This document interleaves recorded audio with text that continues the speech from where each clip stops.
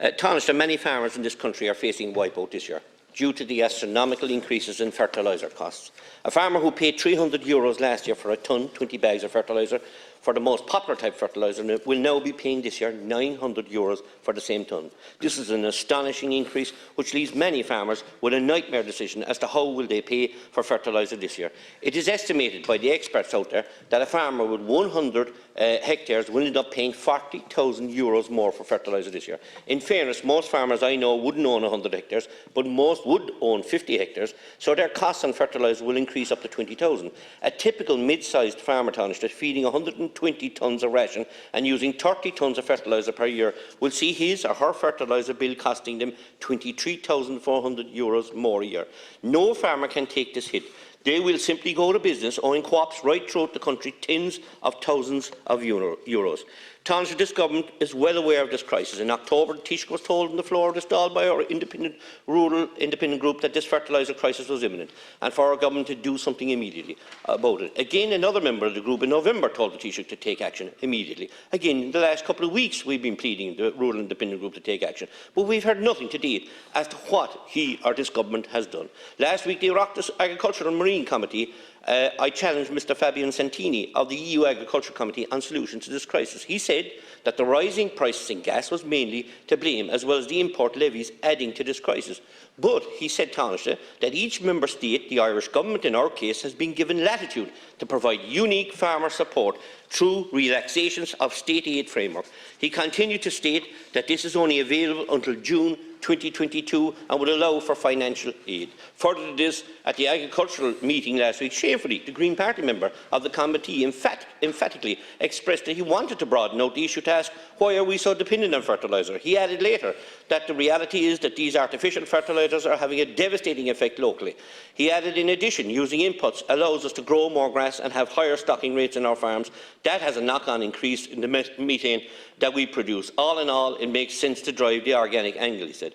My worry, Taoiseach, is such deranged thinking is feeding into the mindset of this government and is detrimental to the food chain in this country. From this statement by Mr Santini at this meeting, it is astonishing that our Fianna Fáil Fine Gael Greens government has so far failed to use this tool to assist our crisis-struck farmers. It is shameful that our Minister has completely failed to take action despite the crisis we are now in. Irish farm families need a strong government at this time, and a subsidy is immediately needed for farmers who purchase fertiliser, similar maybe to the subsidy that was given to farmers during the fodder crisis some years back. Taoiseach, maybe I'm wrong, and maybe the Greens are now wagging the tail of this Fianna Fáil and Fine Gael government. And if not, what have your government discussed at Cabinet since Micheál Martin was told of this fertiliser cost crisis in October-November that affects tens of thousands of farmers, and what solutions have the government put in place to save many farmers from wipeout this year? Thank you, Deputy. Taoiseach.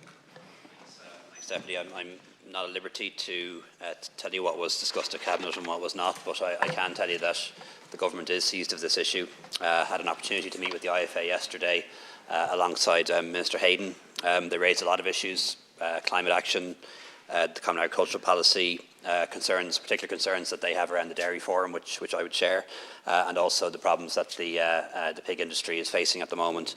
One of the things they raised was the very high price and high cost of fertilisers, which in some cases I think has even trebled in cost, which is an extraordinary increase for any input. And of course that increases costs for farmers, can drive food prices up, which impacts negatively on consumers and potentially drive farm incomes down, which of course we don't want to see happen. While there are a number of factors at play in the market, there is no sign, unfortunately, of fertiliser prices easing in the short to medium term. Energy prices will remain well above January 2021 levels, and increased global demand continues, particularly from the big grain producing countries. Increased transport costs and EU-imposed tariffs on duties on certain third country imports are also adding to prices. The information we have from the Department of Agriculture indicates that fertiliser supplies are likely to remain tight, but usage is expected to be lower over the next few months in response to higher prices.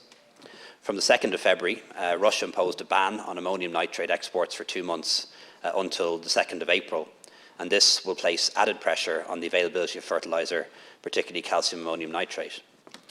The Department is continuing to monitor the situation very closely. My colleague, the Minister of Agriculture, Charlie McConalogue, launched the 2022 Soils, Nutrients, Fertiliser campaign on the 22nd 6th of January in response to the unprecedented rise in fertiliser prices.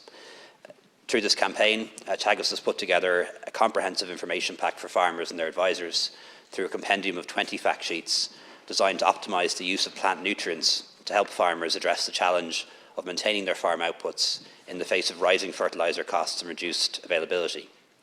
These fact sheets cover issues of soil testing, lime application, nitrogen use, organic manures, fertiliser spreading, and many other topics that will be incredibly useful for farmers. The European Commission is currently examining the effect on the European market of removing anti-dumping measures. A decision on this is expected shortly, and if the decision is favourable, perhaps that will allow us to do something more to help. Taoiseach, for your reply, but kind of muddled to say the least. I think the most you said there is that their farmers will get an information pack. The farmers don't want an information pack.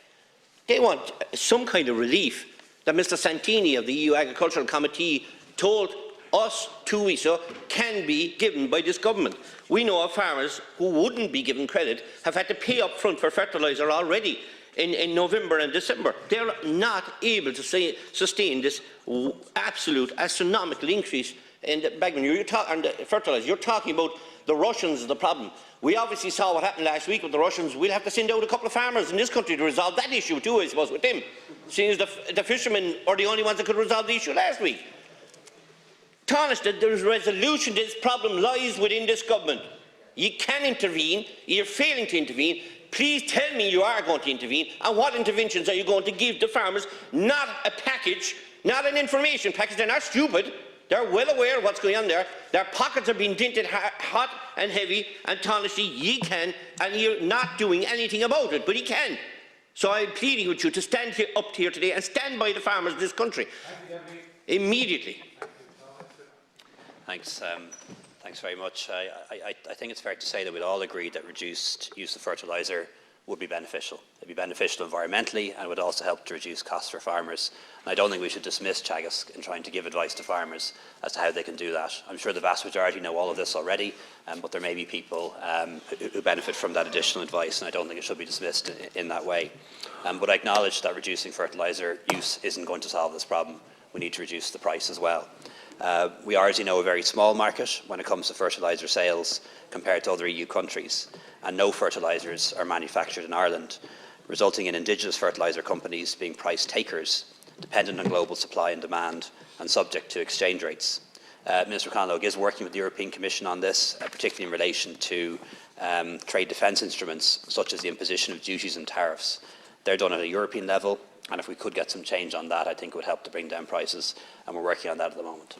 Thank you very much.